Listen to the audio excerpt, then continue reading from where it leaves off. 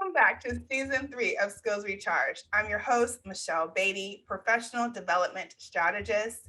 During the season finale, the conversation continues with Scrum Master and educator, Stella Ihenacho.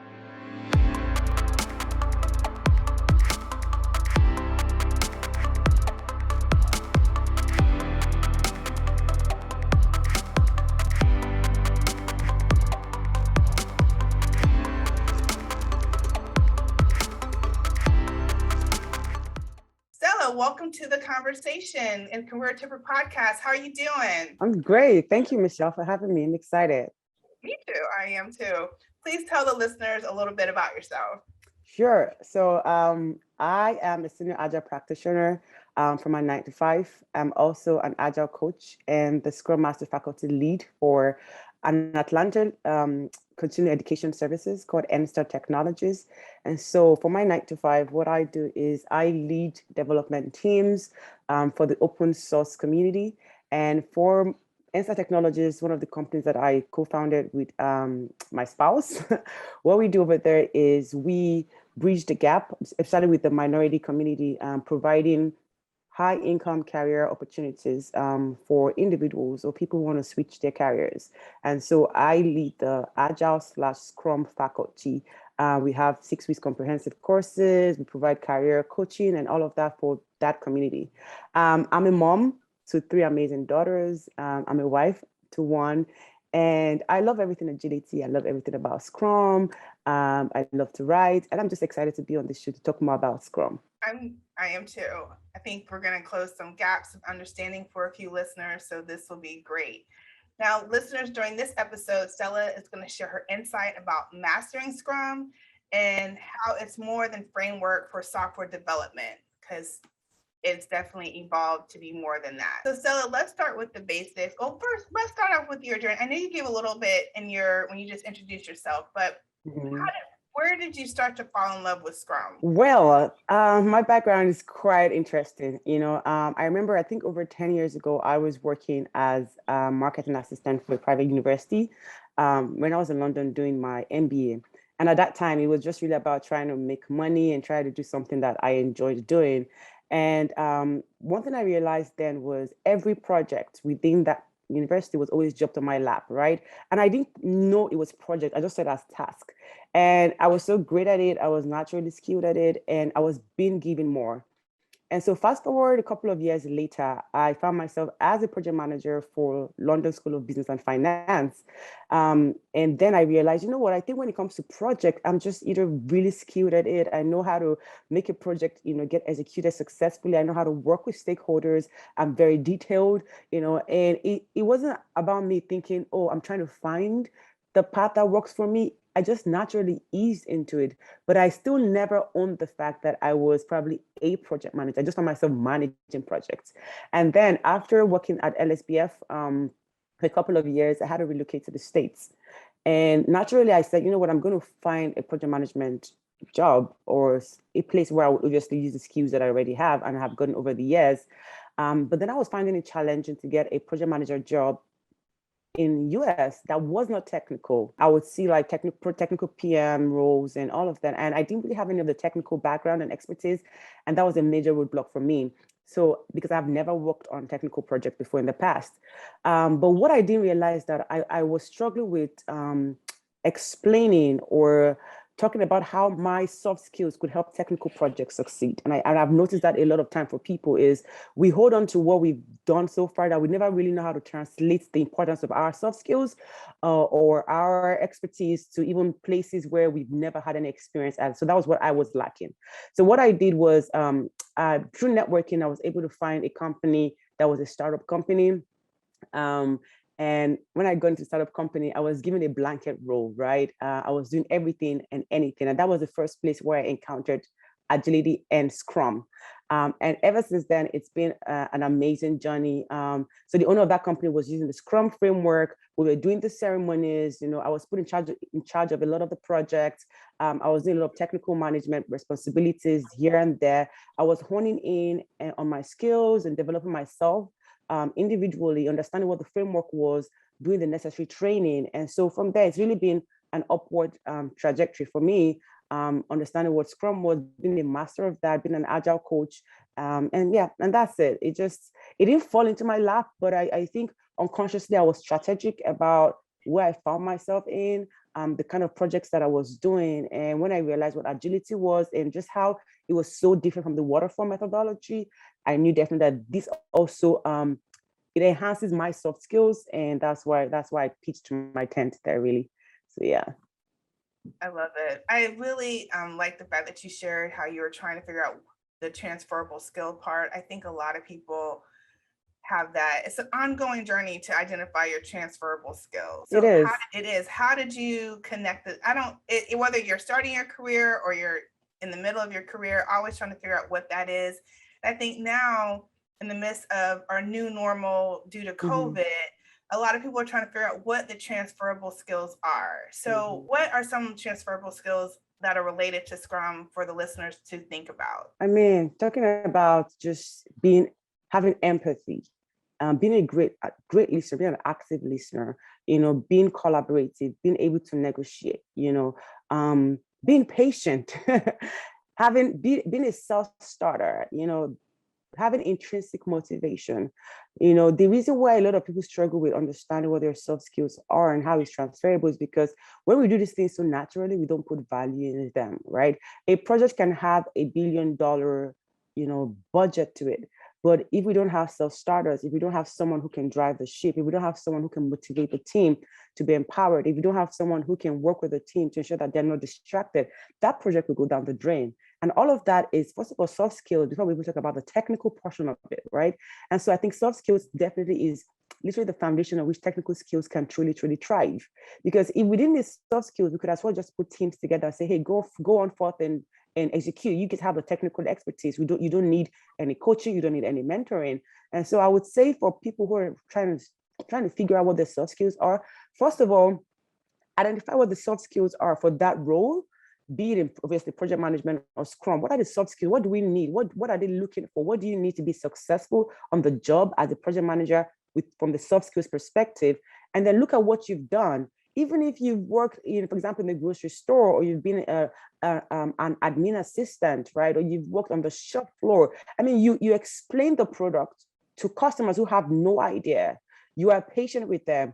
You come on time. You're a self-starter. You're motivated. You have either like sales, what's it called? Sales budget you have to meet, and all of that. So all of that can be transferable. It's just how do we word it? How do we explain our value to the recruiter or the person interviewing us? And how do we own those soft skills? So I think, first of all, figure out what the soft skills are for that role, and then look inward and think about what you've done in the past and how they all match together. Thank you. Now, what is Scrum? I know we probably should have started out with that, but we're just going with it. So what is Scrum, so people can understand that there is a difference? It's not just a blanket practice. So what is Scrum and why is it important? Well, so Scrum.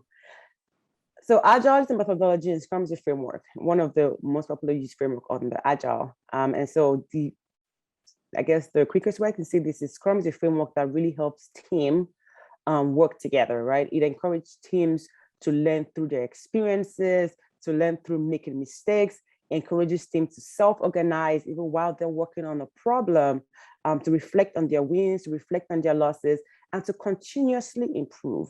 So we have that cycle of continuously improving and failing fast, and don't sit on the fail. What did we learn from the fail, from that failure or from the goal not being met, and taking that as feedback to the next, to the next sprint. And so, like I said, Agile is an umbrella, has different methodologies. And then so for Scrum is just a set of meetings, right? A set of tools, a set of roles that are used together to really just help the team plan and manage their work. Managing projects, breaking them down into smaller pieces of work, often in a short time frame of, we call them sprints. So maximum 4 weeks, time box 4-week sprint. And at the end of that sprint, we're releasing something to the customer that is of value to the customer. And so feedback is gotten from the customer or the end user or the stakeholder, which is then used to improve the products. And so it's a continuous cycle where we release minimum viable product to the customer, something that is of value to the customer. We get the feedback, we take that as input into the next sprint, and we continue to iterate and ensure that whatever we are releasing out there to the end user is of value to the end user. And we have the ceremonies, we have the roles as well, and then we have the tools. So that's what the Scrum framework is about. Fantastic. Now, how can someone become certified in Scrum? Oh, well, okay. So there are definitely, different awarding bodies or certifying bodies that are out there. I would say, first of all, you want to do your research as to which one works best for you. The two that I usually stand by, and maybe because I've gotten the certifications myself, and I usually tell my student, is obviously the CSM and the PSM, so Certified Scrum Master and Professional Scrum Master. They're both different in different aspects. They do have, for example, the CSM, you have to do a 2 days boot camp, you pay for that. And I believe part of your payment for that bootcamp also covers your exam fees, and you got to renew your certification yearly. For the PSM, you don't have to do any bootcamp. Obviously, you definitely have to study. It's a one-off payment, and you don't have to renew every year. And each one of them definitely have their level. So like you have I think CSM has the advanced CSM and all of that. And for PSM, you have the PSM level 1 and the PSM level 2. So those are the two that I typically always rant about because I've done both of them. And I believe you can't go wrong with any of them, right? The certification is to give you more insight about what Scrum is, right? And make you more of an agilist and give you that agility mindset. But then the work really is, how do you translate what you've learned in class, or how would your certificate translate to helping your teams be better, helping you being a better servant leader, helping the organization, be more of an agilist, so that is the most important thing. But PSM, CSM, you can't go wrong with any of those. So how can someone pick one or the other? Like, what's the, from your, because you've completed both certifications, what's the difference between the two? How can they determine which one would be the right one for them? So I don't think it's a case of right or wrong, to be honest. I think it's a case of which one do you want to go for, because when you get job descriptions, and when you look at job descriptions out there, they usually put Certified Scrum Master. And I tell my students, Certified Scrum Master does not necessarily correlate to CSM. It's just looking for someone that's a Scrum Master that is certified. That could be PSM, that could be CSM, that could be their other one that was Scrum Master certified. There are other bodies that do certifications for Scrum Master. So again, it really depends on either finance. If you have, the funds, you can go for CSM because you get to pay obviously over $1,000 to do the 2 days boot camp. Are you someone who probably doesn't want to go to class? You want to study by yourself and do your trainings yourself? You probably go for the PSM as well. Are you someone who probably wants to renew your certifications yearly to make sure that you are intentional about being out there and you're using the knowledge you've gotten from certification? You could probably do CSM because that could be renewed yearly. Or you someone who wants to just get certified and you don't want to think about renewal at all, PSM. So it really boils down to either what your choices are, the phase of life that you're in, or maybe, your company is probably paying for a particular one, sure, you can go for it. I don't think there's really a wrong or right answer, because so far I haven't seen a recruiter say you have to be, sometimes they put CSM, but they usually put PSM after that, right? So they go for either one. Thank you for sharing. Now, how does Scrum improve teamwork in case there's a work environment that is not agile and they're looking to embrace Scrum, because there's always an organization looking to embrace the practice of Scrum. So how can Scrum improve teamwork? Right. So first of all, Scrum is team-based, right? It's a team-based approach to really delivering value to the business. And so what this means is, if we're talking about team-based approach, we're referring to collaboration. We're talking about communication, right, between team members so that they're able to tackle projects and accomplish them together. And so usually there's this assumption that you bring people together in a team and then you expect them to work together, and you're wondering why nothing has been happening. There's friction, the scope is expanding, no one is communicating, and all of that. And that's because we haven't taken into consideration something I call, or something that is known as, the Tuckman stage of group development. When you bring people together, we're talking about forming, right? You're bringing people with different background and different expertise. And then there's a storming phase, and then there's a norming phase, and then there's a performing phase. All of that is taken into account when you bring teams together, especially as Scrum teams, right? And so when we talk about how does Scrum improve framework, I would say, first of all, the Scrum values. I mean, the Scrum values are amazing because they're essential for any team that truly wants to increase its efficiency. First of all, talk about openness and courage and focus and commitment and respect. These are the values of Scrum, right? And so teamwork does not mean that there wouldn't be conflict. It means that when we have conflict, I will be open enough. Openness is one of the Scrum values. I'll be open enough to listening to your viewpoint. I'll have the courage to have difficult conversations with you, right? I'll be focused on the goal that we're trying to achieve. I will stay committed to the success of the team and the task at hand, and I will have respect for you even if we disagree. And so Scrum's values encourages and improves teamwork a whole lot, just the values itself, right? Another way I would say Scrum definitely improves teamwork is just the consistent and iterative cycle that we have in Scrum, where we can inspect our processes and inspect our product, where we can make necessary changes and we can be transparent about our results, whether they're positive or not. I think that is a powerful way where Scrum can definitely improve teamwork. So we're talking about inspection. We're inspecting how we're working as a team. Are we working well? Did we deliver on the sprint goal? Do we have issues within our processes, external or internal processes? Can we make adaptations as needed? And are we transparent with our results, whether positive or not, right? I think that's also very, very important as well. And another way I would say even Scrum helps with improving teamwork would be a Scrum team, a successful Scrum team cannot function without communication. We have to communicate, hence our Scrum ceremonies, hence the daily stand-up and the backlog refinement and the sprint planning and the sprint review and the sprint retrospective. The foundation of all of that is open communication, right? And as a Scrum Master, you want to keep an eye out for, is my team communicating? And if they're not, you will see the results. You will see the cracks. You will know what's going on. By the time doing daily stand-up, people are talking about they're waiting for someone, or doing, maybe doing retrospective, people are voicing out their concerns. And so even the ceremonies provide avenues for team to be better efficient, for the team to bond better, right? To share their roadblocks, to talk about their issues as needed, to share about their wins, to share their losses and anything that is stopping them from finishing their task. So each of these Scrum ceremony requires communication. And if there's a breakdown of this, like I said, you will definitely see the results. And the good thing about the results is we can always discuss about the results, do retrospective. And that's another level, another layer of communication, right? The last but not the least, I would say is Scrum definitely gives every team member a sense of ownership and commitment to the overall sprint goal.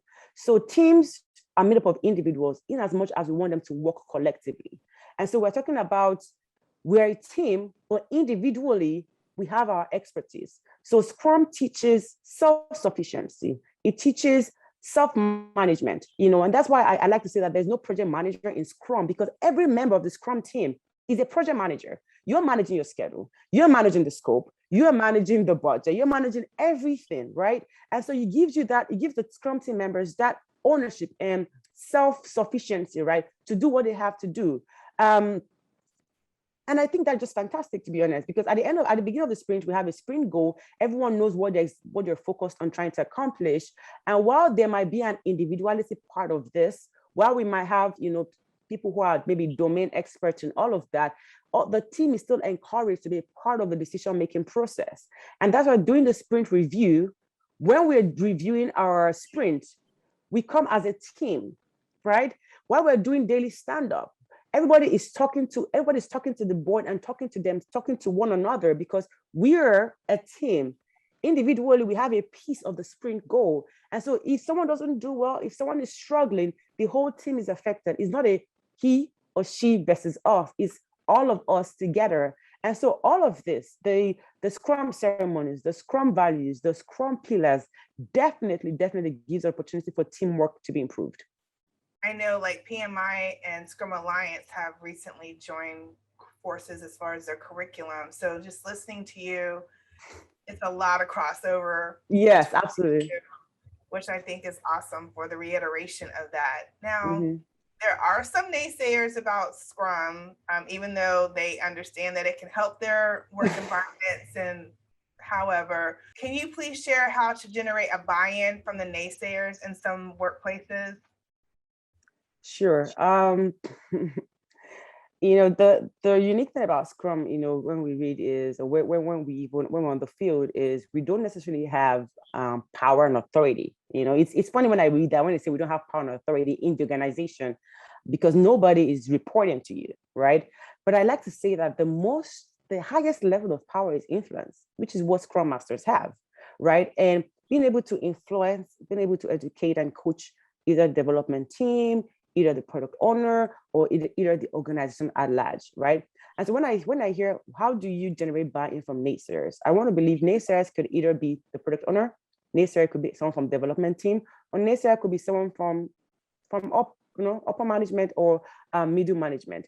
And as Scrum Masters, we have something, which is influence, because without influence, we cannot truly drive change, right? And so if I talk about influence from the team level, I would say, first of all, that's why we talk about the soft skills of being an active listener. Listening and understanding the pain point of the naysayers is so important, because there could be different reasons why they're not giving their buy-in.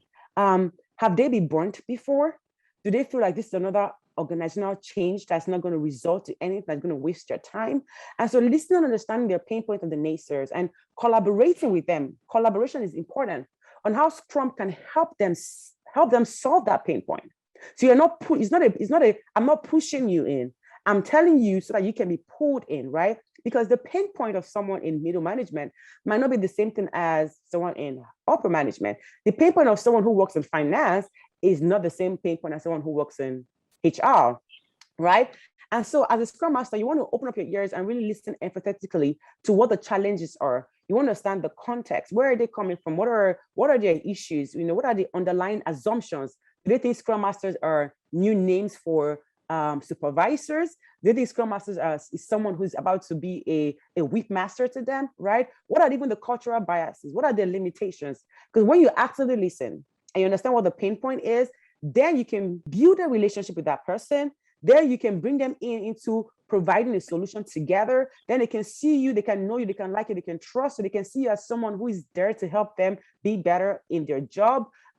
Then you can get clarity about the situation, and then you allow them to effectively offer to even help you come up with a solution. And that's that's literally getting their buy-in, because you've listened to them and you've asked them. I love to ask my teams this question. So what do you think? How can I help you? What do you think the solution is? You're getting them to think. You have your idea, you have your recommendation, but let them think about it, because when they think about it, when they provide that solution, they are unconsciously accountable as well to ensure that that solution manifests itself, right? That's one thing I'll say: listen and understand the pain of who the naysayer is. Another thing I would say is, as a Scrum Master, don't just teach Scrum or highlight its benefits. I like to say, show it and measure it. Show Scrum and measure it. Show the benefits. Show the flexibility. Measure the results. It's not just another framework where we just plaster over an organization's problem. No, because first of all, we're trying to change either mindsets here. We're trying to change the way people approach their project and approach themselves, right? And so people resist what they don't understand. And with that, you already have this sort of block that you have to push through, right? And so talk about what are the highlights, what are the positives of Scrum. Does it help the team work better? Does it help the team produce or deliver or deploy better products, right? Is there an increase in customer satisfaction? Is there higher quality? Is there higher productivity? Is there lower costs, right? What is it? Is it better employee morale? Is it better user satisfaction, right? All of these are words until it's transferable, until there is data, until there's something that people can read and measure.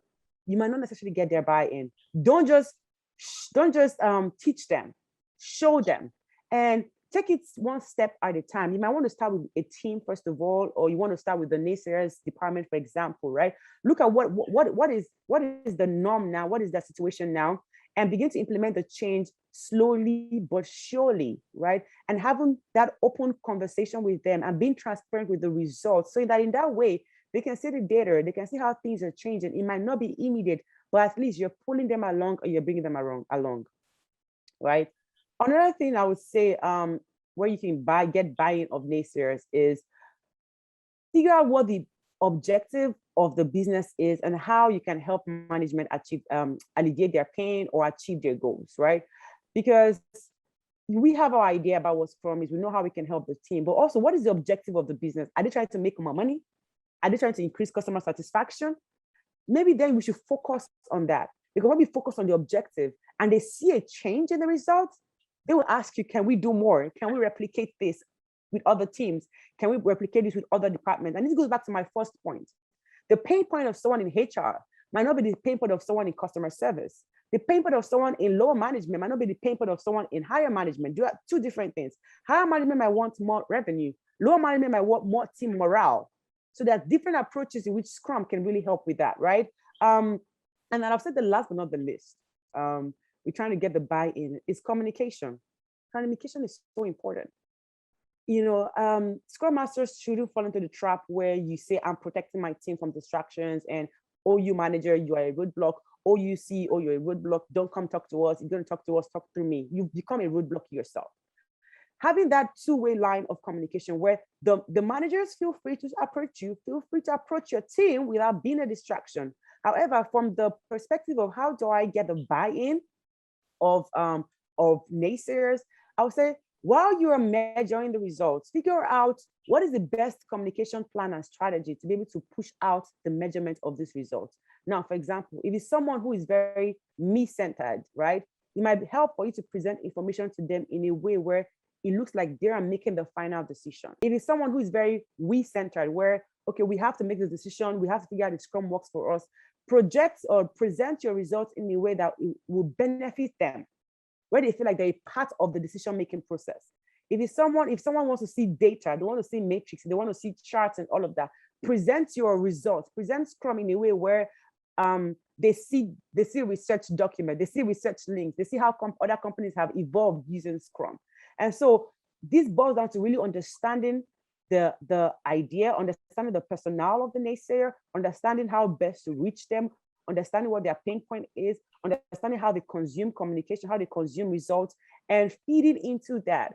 And slowly but surely, right? Slowly but steadily, you will get their buy-in. As long as they're part of the conversation, as long as they feel like they have a say in it, as long as we're not pushing information to them, but we are pulling them in and asking them, what are your pain points? How can we help? What are the issues you're facing? How can we help? What are your timelines? What are your milestones? How can we help? And just using Scrum as a way to help them alleviate those pain points the best that you can. I would say that is one way definitely you can get buy-in from naysayers. Stella, one thing is coming to mind as I think of a new Scrum Master or one that's been practicing for a while. What are some ways that they can self-assess themselves to know that they're improving and they're mastering Scrum and they are being effective according to their milestones that they're setting for themselves? Right. One of the ways teams can definitely assess themselves, I would say, the Scrum ceremonies. And all the Scrum ceremonies are there again for a particular reason. We have the inputs, we have the outputs, we have the objective. On a daily basis, assessing ourselves, for example, the daily stand-up, to see how we are moving towards the sprint goal, right? For the backlog refinements, we're assessing ourselves. Do we understand what the priorities of the customers are? Is there clarity on what the acceptance criteria is? What is the team understanding of what the product backlog is, and how are we doing well with our estimation? I mean, if someone is estimating, for example, one story point and someone is estimating 40 story points, is there a gap in knowledge here? Do we need more training? Do we need clarity? Do we need to break things down? The person that is one story point, are they a new member of the team? Are they a veteran member of the team? The person that said 40 story points, are they a new member of the team? And as a Scrum Master, you figure out, okay, maybe there's a gap here. Maybe this is an opportunity for me to coach and teach someone about what agility is, what Scrum is, and maybe pair them up with someone who has been in the field for a long time so that they can get the knowledge.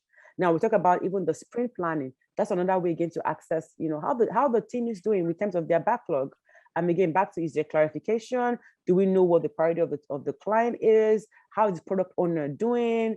Is our backlog organized? Are we getting return on investment? Is our time well spent, right? And then we move over to the review. At the end of the sprint, we're showing, stakeholders, or showing the organization our increment for that sprint. Is it what they expected? Is it falling based on their expectation? What is the feedback we're getting from them? Is it still giving the value that they expected or that they need? And what inputs can we take from their feedback so that we can take it back into the next sprint? And then we have the retrospective, where we're assessing our processes, right? What can we do better? What should we stop doing? What should we start doing? What should we probably continue doing, right? And so we have all these ceremonies there for a particular reason, so we can assess ourselves continuously. And then we have the matrix. If we're talking about maybe the quote unquote the productivity of the team, because I know a lot of people don't like to rely on velocity and that's for a very good reason, because velocity can fluctuate. We might have new team members join the team. We can have a new project that no one understands. We can have someone off on paternity or maternity leave. There's so many uncertainties and there's so many risks. Hello, like COVID, right? But then velocity could be just a good way as well. We can use to measure how the team is doing sprint over sprint over sprint. Are we doing more? Are we doing less? And then not being afraid to have difficult conversations, right? What can we do better? What can we do better? What should we, stop doing? What should we continue doing? So I would say, talking about the quality of the work that the team is putting out. It's a good way to access the team. Are we getting a lot of bugs? Is there a lot of bug report from the end user, from the customer? That's one way for you to assess how the team is doing in terms of quality. Do we need to redefine what our definition of done is, right? Another way for you to assess the quality, how the team is working, is probably velocity. Like I said, are we stretching ourselves? Are we trying to do more? Do we need to be more self-managing or cross-functional? Do we lack some particular skills in the team? That's one way for you to assess how the team is doing. Talk about assessing communication. Are we communicating? Is there a lot of lag time between developers and QA? Do we need to not just wait for the daily stand-up before we communicate? Do we need to use more of our communicative tools like Slack or Skype, right? And so there are different things you can definitely assess with the team. And again, what you probably assess for a newly formed Scrum team might not be the same thing you assess for maybe a team that has some level of agile maturity. One for a newly Scrum team might be communication, might be for them to have the courage to do more, not be afraid to fail. For one that's been put together for a while we're not saying that you cannot assess communication and courage, they might be more of velocity or trying to do more, or shake them up a little bit. So there are different things which you can definitely assess in a team. It's just like I would say, it really depends on what the goal is, and there are different ways which we can work with that goal for sure. Understood, and thank you for sharing that. Now, how can Scrum be used across disciplines? Yeah, so that's a great question because like I said earlier, Scrum is a framework, and though obviously it's recommended to use the entirety of this framework, and the unique thing about agility is also its flexibility, where you figure out what works best for your team, what works best for the organization. I think I remember, I remember telling someone that who was new into the Scrum Master field. I told the person, look within your organization and figure out what teams or what projects can you use some part of Scrum to better their processes or better their communication. You don't have to use everything. Like, so for example, daily stand-up meetings are usually used probably among those who work in a restaurant. We meet every morning to talk about what the menu of the day is and how to present ourselves, but they don't call it daily stand-up meeting now, do they? Right? But they do it, right? Or even something we call like when we pair program, where we bring, either for knowledge sharing purposes, bringing someone who's been in the field for a long time and someone who's probably just joined. You probably used to do that during medical rotation, those who are on the medical floor. So Scrum, for sure, in a summary, can be used across disciplines, even in large organizations. And I know that, for example, construction or Department of Defense Scrum framework might not be applicable to there, but there are some departments within those organizations or those industries where Scrum definitely would be very, very impactful for how they're delivering their end goal. And so I would say across disciplines, Another one would be maybe the publishing industry. Before they put out the magazine, before they roll out magazine, there's probably someone who is an editor who is proofreading, right? We might have what's it called, test readers who read it and give their feedback. We take that feedback back. We make changes to what the content is. We put it out there. We have someone who sends out probably proof copies to ideal end users, get their feedback before it's rolled out to production. And that is Scrum. That is getting feedback. That is being flexible with change. That is an iterative process. So in summary, Scrum can definitely be used across disciplines. It just depends on what kind of Scrum do you want to use. Every project obviously has an owner. And so we're talking about product owner. We have someone who has the voice of the customer, who understands what the customer wants, who is in charge of making business decisions, right? And that is probably a product owner. You might not call it a product owner in your discipline, but here you have someone who understands what the client wants and who's feeding that information to the team who's going to be executing the work, right? We can talk about even the transparency culture, right, of Scrum, and using that in different disciplines. Ensuring that transparency is across board, ensuring that information is being spread around, ensuring that we're working closely with our customers. And I want to just say this, that there's no blueprint, for implementing all of this. It's a framework, it's flexible. The goal is to maximize the framework, right? But if you're in a discipline where probably is not tech, it could be marketing, it could be insurance, it could be, food, it could be merchandise. There's definitely elements of Scrum that can be implemented within those industries, and you will see the results. You will see the results. So I think it's just all about being flexible enough to implement Scrum within where you work. Yeah. For sure. I used to work in big box retail, and I definitely recall elements of Scrum being a part of our everyday, for sure. In other work environments too, but when you're just thinking of the restaurant industry, I'm like, oh, for sure, that was definitely what we did. Absolutely.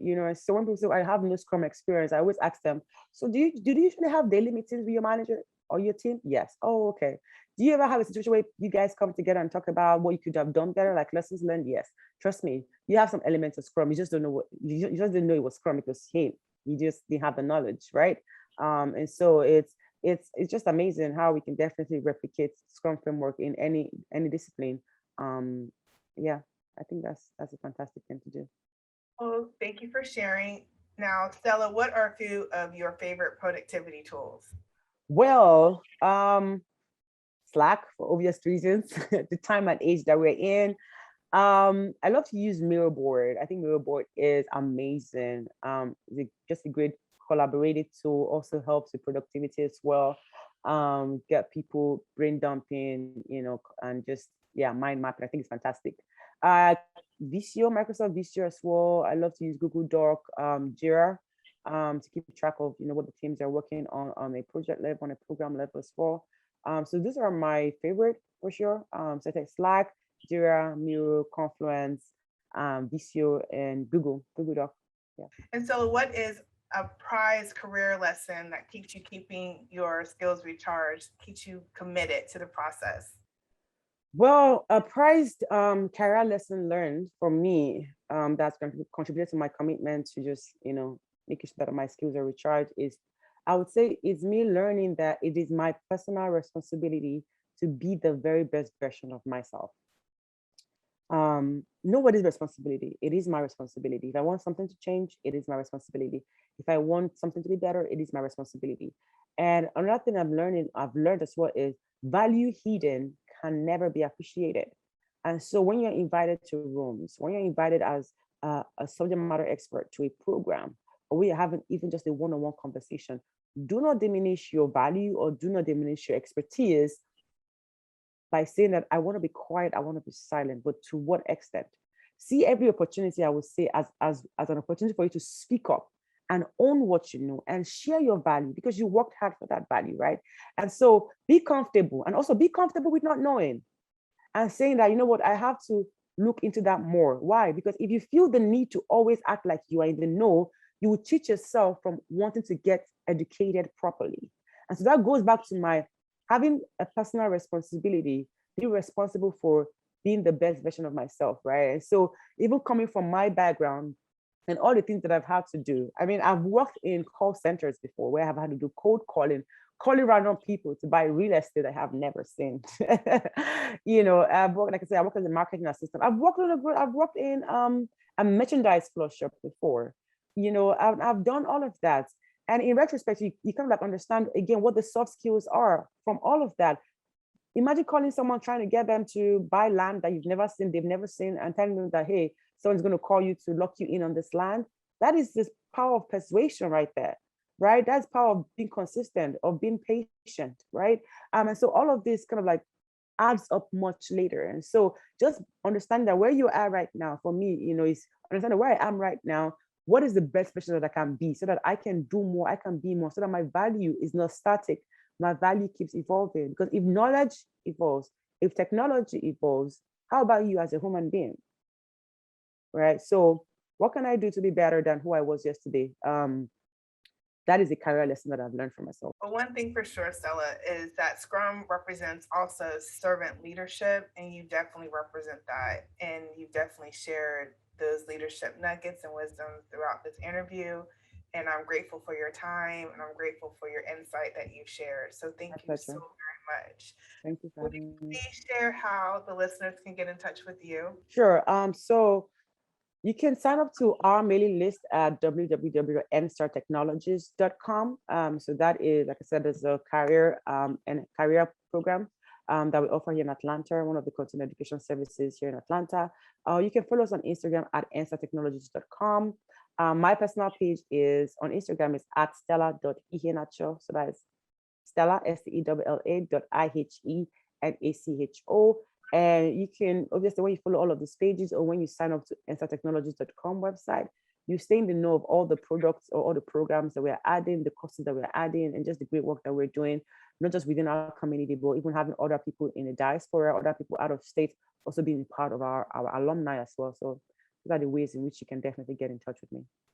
Oh, for sure. And I'll include your contact details in the show notes. And how often, what is the frequency of your courses through NSTAR Technologies? Sure. So we have a class once every quarter. And so one of the courses, which is Scrum Master, of course, is run for 6 weeks. I actually have one ongoing right now, and we're at the 5th week, we're going to round up by next week. And they're all female crew, which is amazing, all female Scrum Masters, hoping to get the male in there. And so 6 weeks, we have other courses like database administrator course as well, which is a 10 weeks program.